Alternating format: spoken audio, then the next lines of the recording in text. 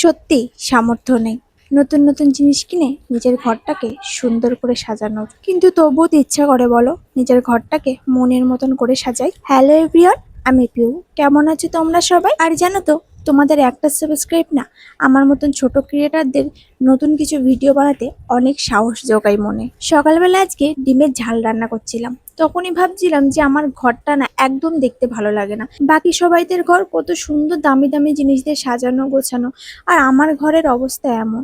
আর সত্যি কথা বলতে, দামি দামি জিনিস কিনে সাজানোর মতন অর্থ বা টাকা পয়সা কোনোটাই আমার কাছে নেই, আর আমার বরের কাছেও নেই।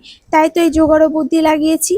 হ্যাঁ হ্যাঁ, তোমরা বলতে পারো সামর্থ্য নেই, কিন্তু স্বাদ অনেক আছে। সত্যিই তাই, গরিব মানুষদের সামর্থ্য না থাকলেও অনেক স্বপ্ন থাকে জানো।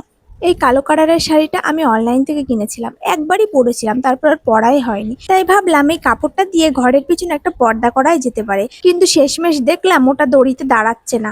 তাই বাগান থেকে একটা কুঞ্চি কুড়িয়ে নিয়ে এসেছিলাম, সেটা দিয়েই তো একটা রড মতন বানিয়ে নিয়েছি। দেখো কত সুন্দর হয়ে গেল না? এটাকে বলে জোগাড় বুদ্ধি।